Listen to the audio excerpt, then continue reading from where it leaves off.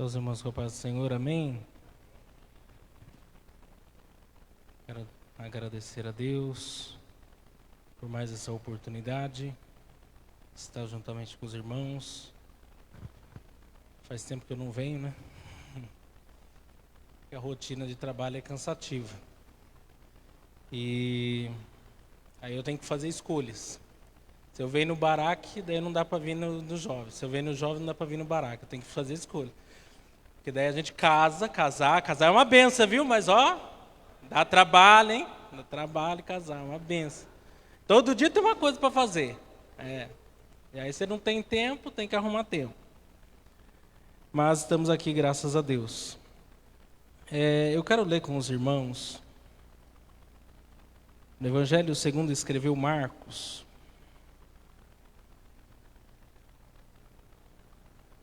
Evangelho segundo escreveu Marcos, o seu capítulo 4. Nós vamos ler os versos 35 a 41. Evangelho de Marcos, capítulo 4, versos 35 a 41, diz assim: E naquele dia, sendo já tarde, disse-lhes: Passemos para outra margem. E eles, deixando a multidão, o levaram consigo, assim como estava, no barco. E havia também com ele outros barquinhos. E levantou-se grande temporal de vento, e subiam as ondas por cima do barco, de maneira que já se enchia de água. E ele estava na polpa dormindo, sobre uma almofada. E despertaram-no dizendo: Mestre, não te importa que pereçamos? E ele, despertando, repreendeu o vento e disse ao mar: Cala-te, aquieta-te. E o vento se aquietou, e houve grande bonança. E disse-lhes: Por que sois tão tímidos? E ainda não tendes fé? E disseram sentiram um grande temor, e diziam uns aos outros: Mas quem é este, que até o vento e o mar lhe obedecem? Os irmãos podem se assentar. Esse texto, muito lido, muito conhecido, muito pregado, ensinado, tema de inúmeras canções, chama a nossa atenção sobre as tempestades que se levantam sobre as nossas vidas. Todos nós já vivemos situações que poderíamos descrever como sendo uma tempestade. Uma doença inesperada, um acidente automobilístico ou de trabalho, um desemprego, um luto de um parente ou de um amigo próximo, uma situação talvez desconfortável no ambiente de trabalho. São inúmeras as circunstâncias que nós poderíamos aqui elencar. Coisas essas que nós poderíamos distinguir como uma tempestade. E a verdade é que momentos como esses, o nosso coração, ele fica mais propenso ao medo, à angústia, ao sofrimento. Até mesmo talvez nos sentimos sozinhos, desprezados, abandonados. Talvez até nós nos perguntemos: mas cadê o Senhor? Onde está Deus no meio dessa situação? E talvez sejam até questionamentos naturais. Eu já tive experiências, e talvez essa seja uma das experiências mais difíceis, é quando você prega sobre algo que você mesmo está vivendo. Você fala algo que você precisa que Deus haja na sua vida ao mesmo tempo. E é muito difícil, porque isso ganha um peso maior. Ou mesmo quando nós estamos aqui louvando, adorando ao Senhor, falando de um Deus todo-poderoso, exaltando o seu poder, a sua majestade, tantas coisas, e muitas vezes nós, em nosso próprio coração, não conseguimos encontrar esse Deus.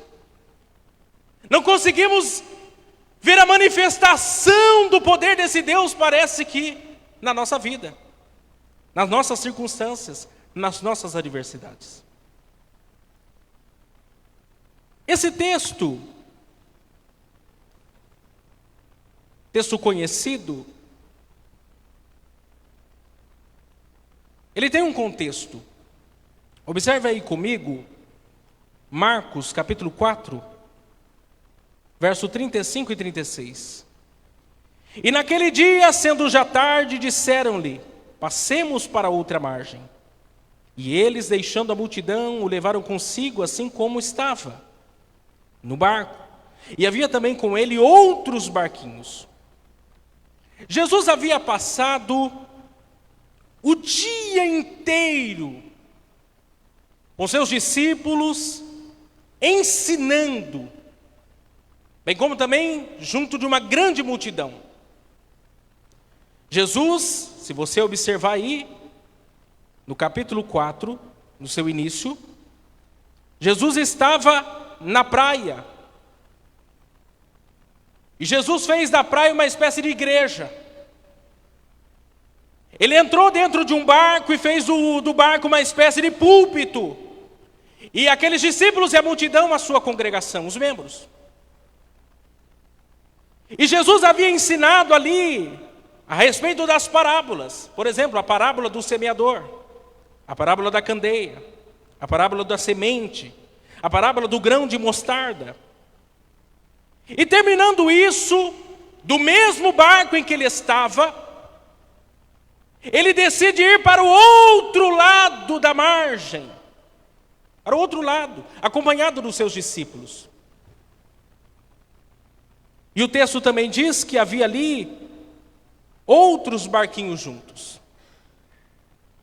Até aqui, tudo perfeito, tudo normal.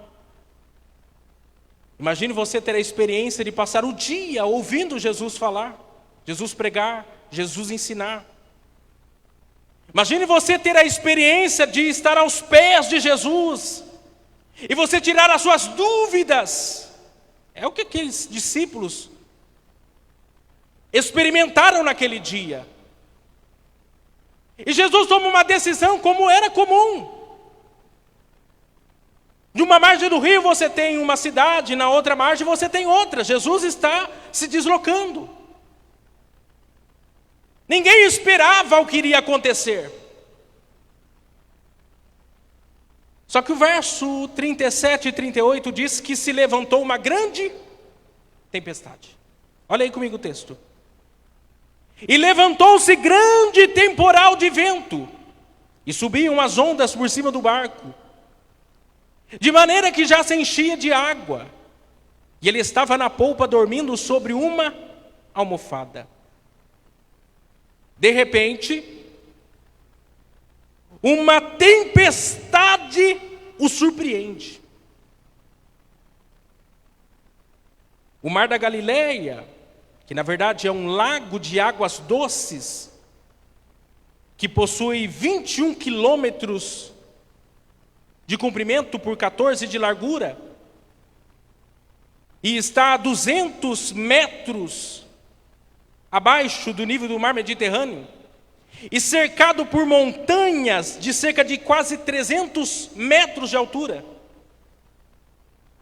Nesse contexto geográfico, lá no alto da montanha, tem gelo, e junta os ventos gelados que descem das montanhas com calor, e ali se forma a tempestade de ventos. E Jesus estava o quê? Cansado, depois de um dia inteiro ministrando, pregando, falando. E no trajeto da viagem, ele dorme. Ele acha um lugar no barco, uma almofada, recosta a sua cabeça e dorme. Quem de nós? Né? Hoje em dia tem até aquela almofadinha assim, né? Você coloca no pescoço. Quem de nós numa viagem não vai tirar um cochilo? É de lei. Não é assim? Atira a primeira da pedra quem nunca tirou um cochilo. Só que aqui, quem está tirando um cochilo é quem? É Jesus. E o que aconteceu aqui nesse cenário? Uma tempestade. É difícil dormir na tempestade. Eu já tive a experiência de andar de barco, o troço que balança. A pessoa tem que estar acostumado com o balanço do mar ali. Tem gente que não consegue ficar, vomita, é uma coisa horrível. É que eles já estavam ali ambientados com aquilo ali. E Jesus ali tomou aquela almofada, deitou, dormiu, descansou. Só que aqui 3 verdades, então, se destacam para nós sobre as tempestades da nossa vida. Primeiro, as tempestades da vida são inesperadas, inevitáveis e inescapáveis. Ninguém planeja viver uma tempestade. Elas chegam sem aviso prévio. Elas nos surpreendem. Ela nos pega no susto. Elas são inevitáveis. Todos estão sujeitos às tempestades da vida. Não importa a cor, tribo, raça, língua ou nação, todos, homens e mulheres, jovens e crianças, da classe A, B, C ou D, homem ou mulher, todos estão sujeitos às tempestades da vida. Elas são inescapáveis, não tem como fugir delas. Se você está no barco, e não tem como você pular do barco, e a tempestade bateu na sua porta, não tem como, você vai fugir para onde? Não tem como a gente dar um jeitinho brasileiro para escapar da tempestade. Não tem como a gente bloquear, como a gente bloqueia algum contato nas redes sociais, no WhatsApp. Às vezes é um problema financeiro, é um problema de saúde, é um problema no casamento, é um problema com os filhos, é um problema na igreja. E a gente fica sem saída. O que eu vou fazer? Segundo, as tempestades da vida nos deixam abalados. Tudo aquilo que foge do nosso controle nos deixa com medo. Muitas vezes até mesmo nos desestabiliza emocionalmente e fisicamente. O coração acelera. O peito aperta. Parece que tem um nó na garganta. Parece que alguém quer nos sufocar. Nos deixa abalados. Além da tempestade do lado de fora, tem uma tempestade do lado de dentro. Terceiro, as tempestades da vida fogem ao nosso controle. Não seria tempestade se tivesse ao seu controle. É tempestade exatamente porque não está sobre o seu controle.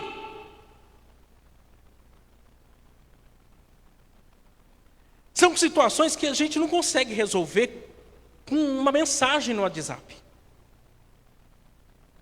Que a gente não consegue resolver conversando com um amigo. Que a gente não consegue ir lá no banco fazer um empréstimo para resolver, não tem como. Foge ao nosso controle. Às vezes você pode procurar o melhor médico, o melhor centro de especialização, Você pode ter uma lista telefônica com os melhores contatos da cidade, mas o problema não está no poder, não está no domínio de ninguém. Está fora do seu controle.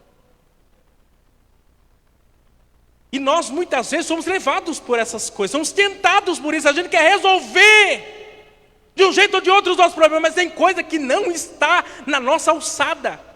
Deus não permite que nós consigamos resolver. Os discípulos aqui, então, estão enfrentando um grande dilema diante dessa tempestade. Dilemas esses que até nós, nos dias atuais, continuamos enfrentando. Por exemplo, primeiro eles estavam enfrentando o dilema de entender a obediência a Jesus e a tempestade. Jesus lhes deu o quê? Uma ordem. E eles obedeceram. Jesus disse para ele: vamos passar para outra margem. E eles disseram: ok. E o que aconteceu? A tempestade apareceu. Eles haviam passado o dia todo aprendendo de Jesus, os ensinamentos de Jesus. Mas de repente o cenário mudou. E mudou para pior.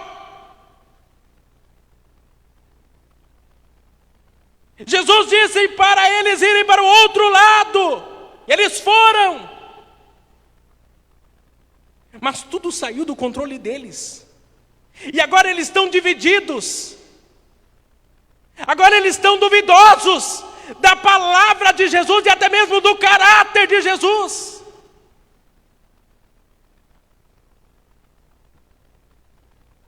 Se você voltar lá no Antigo Testamento, Jonas enfrentou uma tempestade pela desobediência. Eles aqui estão enfrentando uma tempestade pela obediência. Quantos de nós não passamos por situações exatamente iguais? Nós somos discípulos de Jesus. Nós estamos andando com Jesus, aprendendo de Jesus, oramos, jejuamos, frequentamos os cultos, as ceias, os evangelismos, ajudamos na assistência social, até mesmo devolvemos o dízimo, mas parece que as coisas estão indo de mal a pior e a tempestade ela chega. De repente a tempestade bate a nossa porta, e agora? Como entender a obediência e o sofrimento? A gente fica pensando o quê? Mas e aí? A gente, afinal de contas, crê ou duvida? Só que nós temos que entender o seguinte aqui. O fato de nós sermos obedientes não nos fará imune às tempestades da vida.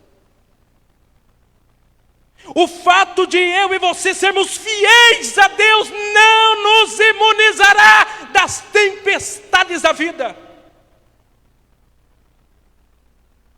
Segundo, eles estavam enfrentando o dilema de entender a presença de Jesus no barco e a tempestade. Muitas vezes, nós tiramos algumas conclusões frívolas diante os dilemas da vida. Nós chegamos a respostas, muitas vezes, precipitadas. Porque é fácil a gente pensar assim: fulano de tal está passando uma tempestade, porque ele está experienciando a ausência de Jesus. Aí a gente rapidamente diz assim: não, é porque falta Jesus na vida dele, na vida dela. Mas e quando você tem intimidade com Jesus? E quando você tem relacionamento com Jesus? E quando Jesus é o seu melhor amigo? Você acorda com Ele e vai dormir com Ele. Quando você passa todas as fases da sua vida com Ele. Como entender as tempestades da vida e a presença de Jesus, e o nosso relacionamento com Jesus, e a nossa intimidade com Jesus?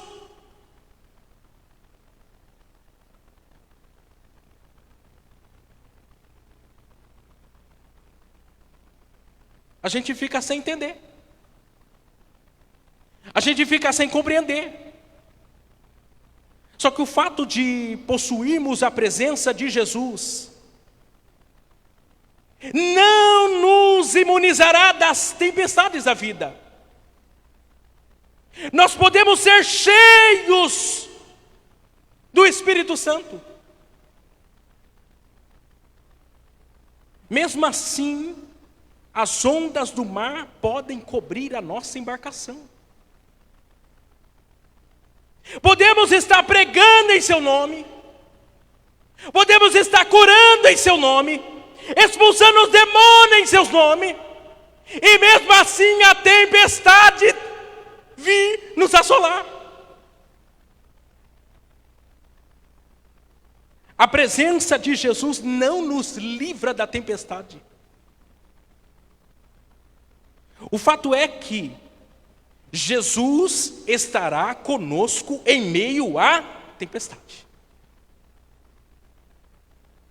O fato é que a presença real de Jesus estará conosco em meio à tempestade.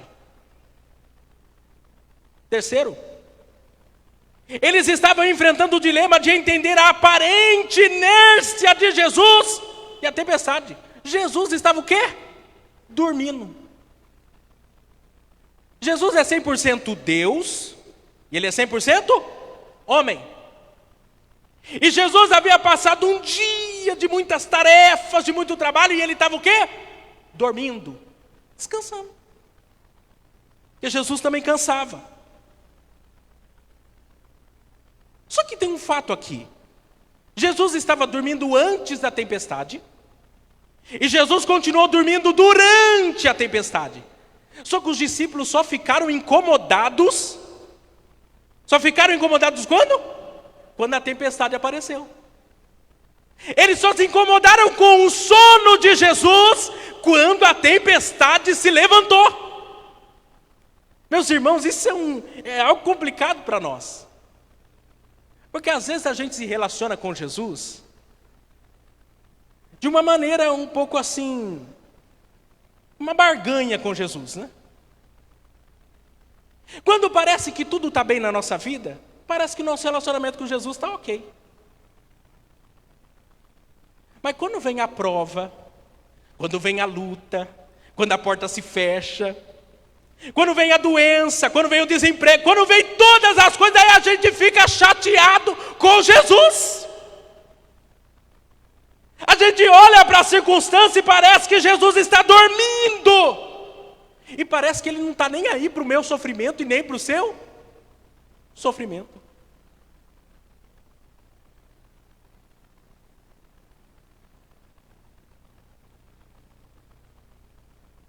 Parece que Jesus não está se importando com o nosso sofrimento. Nós cremos na sua existência, mas duvidamos da sua providência.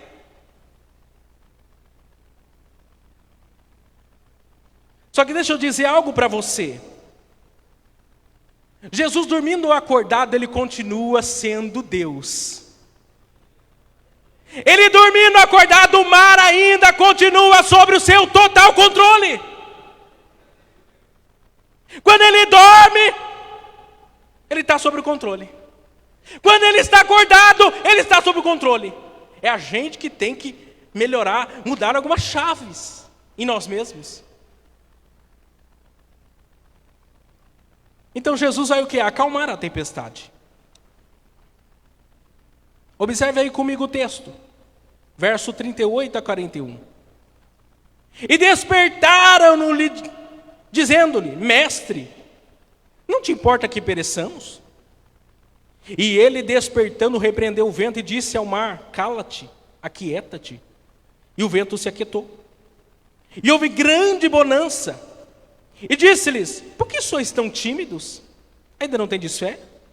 E sentiram um grande temor e diziam uns aos outros: mas quem é este que até o vento e o mar lhe obedecem? Nesse trecho aqui, 3 perguntas se destacam. Primeiro, a pergunta dos discípulos a Jesus. Depois a pergunta de Jesus aos discípulos. E depois a pergunta dos discípulos uns aos outros. A primeira pergunta é a pergunta dos discípulos a Jesus.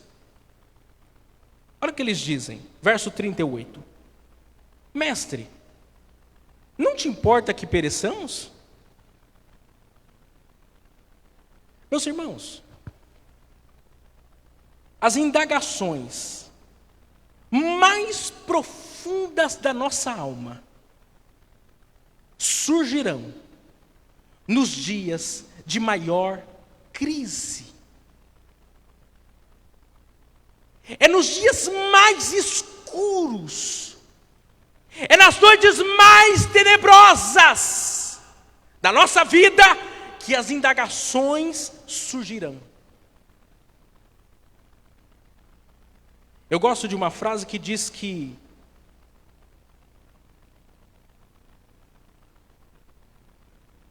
a tristeza,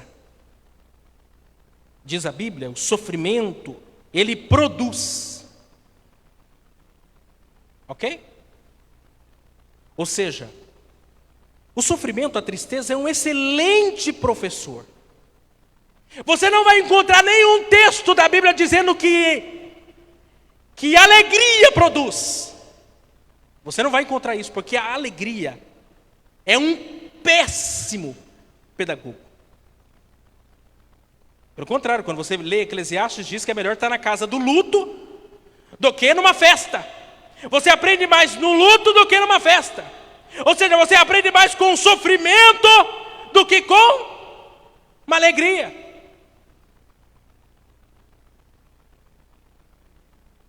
Os discípulos estavam apavorados diante das ondas. Ondas que estavam cobrindo o barco. O barco balançando.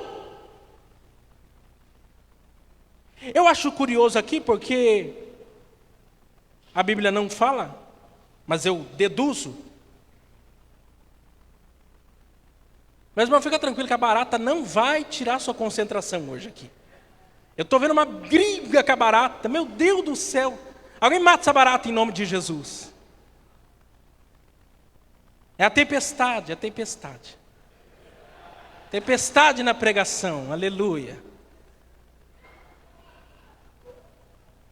São apavorados com a barata, aleluia.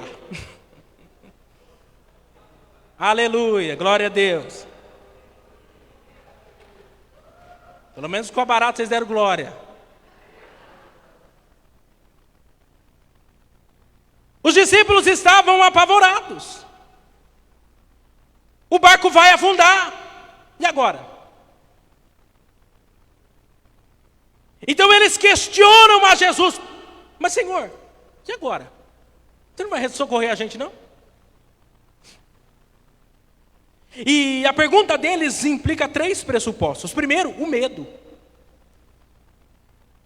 Quando o medo toma conta do nosso coração, nós falamos o que nós não devíamos. Nós somos levados pelo impulso do momento. O medo nos trava, nos acovarda, mexe com o nosso poder de tomada de decisões. Ele nos neutraliza.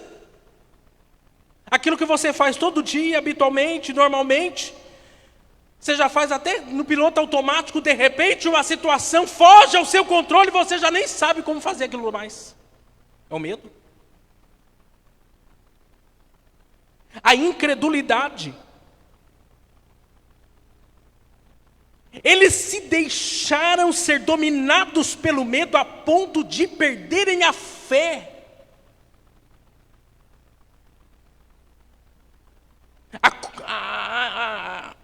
A incredulidade, ela é uma consequência direta ao medo.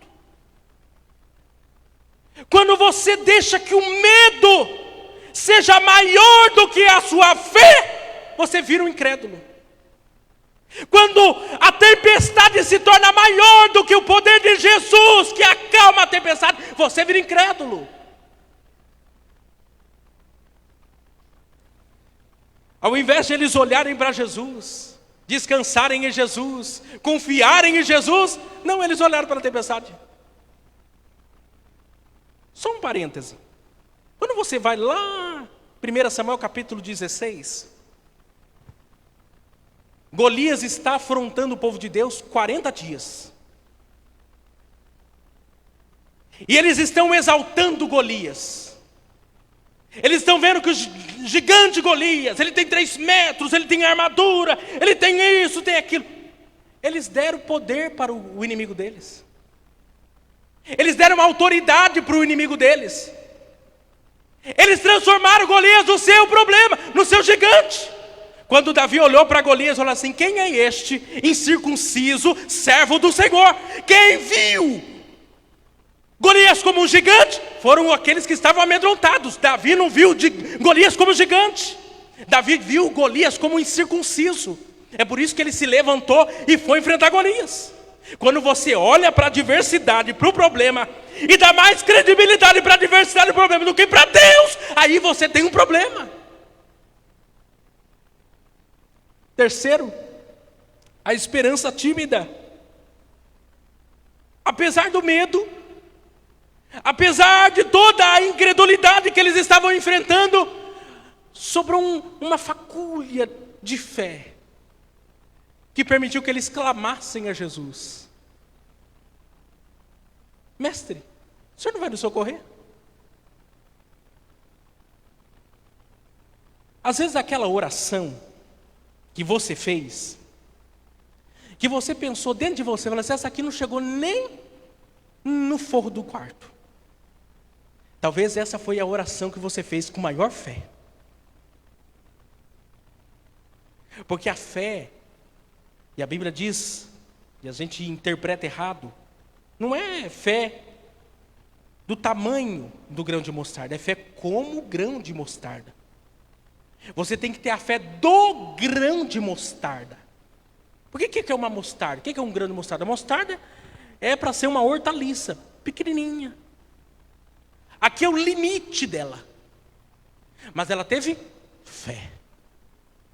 E aí ela se tornou a maior das hortaliças, a ponto que os passarinhos se aninham nela.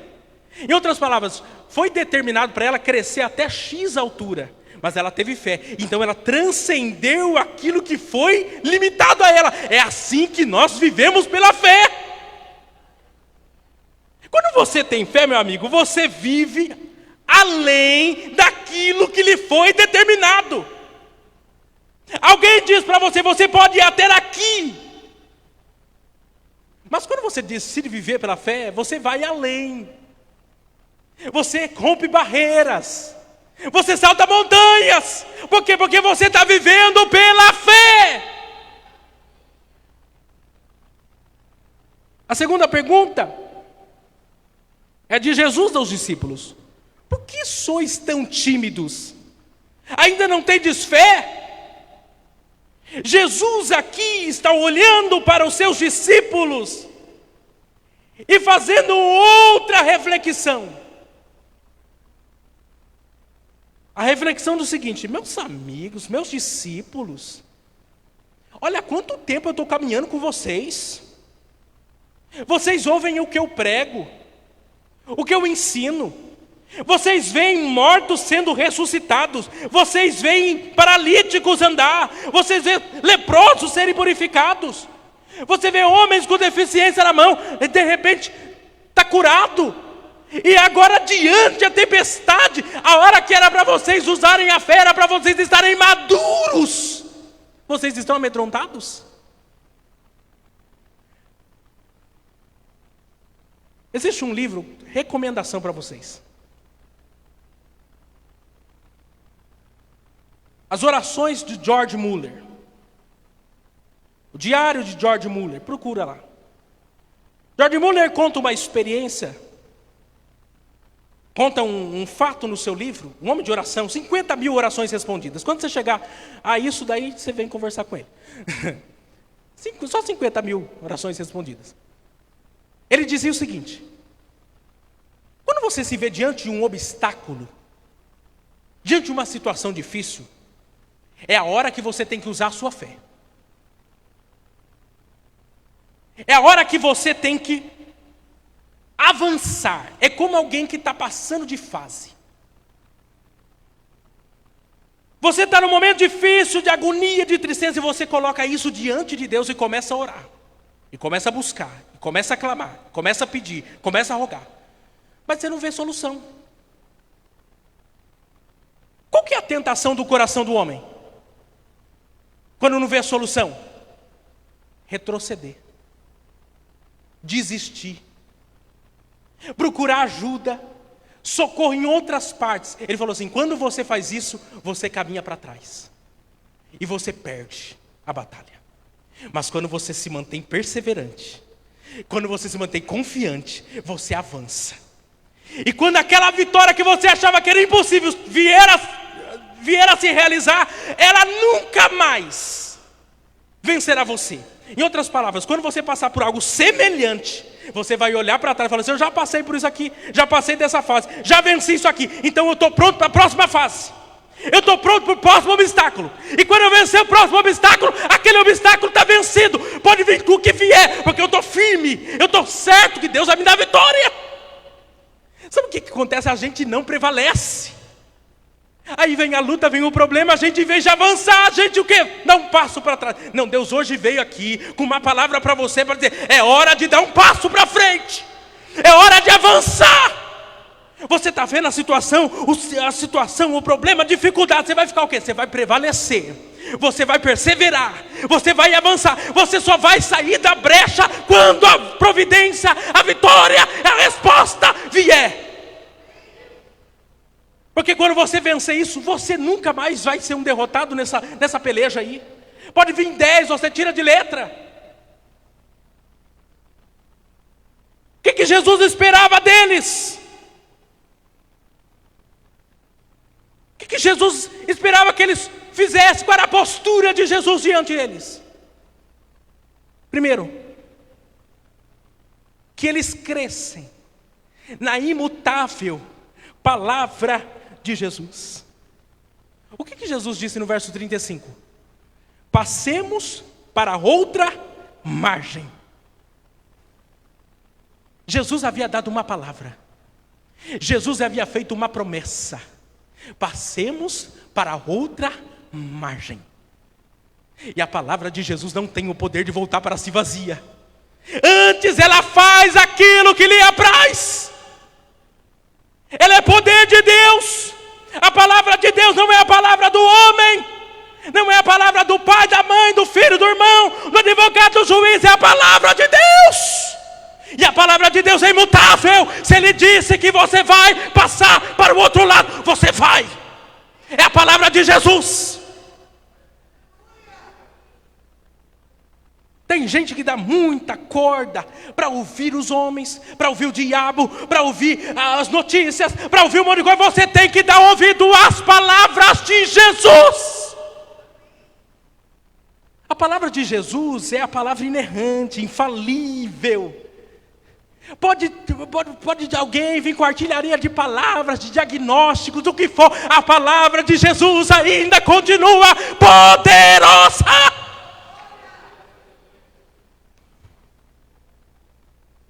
Segundo, a presença real de Jesus com eles.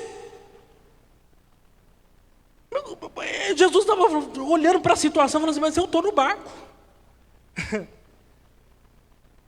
É muito difícil a gente entender às vezes isso. Mas irmão, a tempestade levantou, Jesus está no teu barco? Então por que você está preocupado? Jesus está dormindo, você está ansioso por quê? Ele é o dono do mar, Ele é o dono do barco, Ele é dono de você, Ele é dono do universo, dos ventos. Ele é dono de tudo, você está preocupado com o quê? Jesus olhando, eu fico imaginando a cena. Porque esse dia foi, vamos ser sinceros, esse dia foi interessante. E ainda tem outra tempestade que anda, Jesus andando sobre as águas, que é mais interessante ainda do que essa. Mas imagina, se transporta lá para dentro daquele barco. O vento soprando, não sei se todo mundo sabia nadar. O povo, uns com uns baldinhos de água jogando para o lado de fora. O outro segurando, se amarrando. E Jesus lá, na popa do barco, dormindo como se nada tivesse acontecendo. A gente fica apavorado porque a gente não descansa em Jesus. Porque a gente não repousa em Jesus. Quando você encontra o verdadeiro descanso, a paz em meio à tempestade, você encontra a graça, a doçura, a bondade de Jesus no meio da tempestade. Parece que pode estar um mar revolto, pode estar o que está acontecendo, o que for, você não se deixa abalar. É o que Jesus queria que eles estivessem. Eles estivessem o quê? Calmos, tranquilos. Terceira calma de Jesus em meio à tempestade. Jesus estava o quê? Dormindo. Só 2 personagens dormiram em meio a uma tempestade. Jonas, por desobediência, por omissão, por fugir de Deus. E Jesus, por ser o dono do universo, o Senhor dos senhores, o Rei dos reis, o soberano. Último lugar. Eu tenho que trabalhar hoje ainda. Pode ficar de pé. Jesus possuía e possui todo o poder. Por que eles deveriam estar tranquilos? Afinal de contas, o Todo-Poderoso está no meu barco. O Todo-Poderoso está no meu barco. Se nós entendermos isso, tudo muda na nossa vida.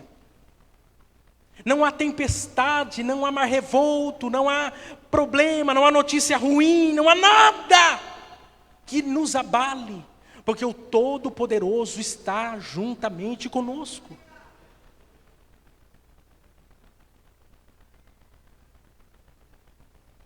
Quando eu estudo sobre a onipotência de Deus, atributo incomunicável de Deus, e aí você olha para a criação de Deus e a gente fica encantado com a criação de Deus. Todo o poder de Deus manifesto na criação. E aí pensar que a criação e todo o universo criado por Deus é só uma expressão do poder de Deus. Porque afinal de contas Ele é maior do que todas as coisas. Ele transborda todas as coisas. Ele está acima e além do que todas as coisas. E a gente fica ansioso, angustiado, querendo jogar toalha, diante de um Deus que é todo poderoso.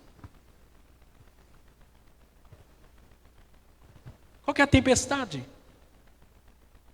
que você está enfrentando hoje? Qual que é a angústia? Qual que é o sofrimento? Qual que é a dor? Jesus está aqui. E Ele acalma a tempestade. Ele tem uma palavra de ordem para essa tempestade. Aquieta-te. Aquieta-te, mar. Aquieta coração. Aquieta a alma. Ele é o Senhor sobre a tempestade. Deixa eu orar com você. Senhor Deus, nós cremos em Ti, ó Deus, e confiamos no Seu poder. E sabemos, ó Deus, que nada absolutamente foge do Seu controle.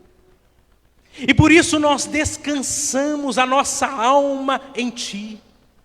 Porque pode a tempestade estar batendo forte, mas ainda assim o Senhor está conosco. Senhor, em nome de Jesus, dá vitória aos Teus filhos. Abre porta, dá solução, aumenta a fé, a perseverança, a confiança, para que eles possam prevalecer em meio à tempestade. É o que Te pedimos na autoridade do nome de Jesus e agradecemos. Amém.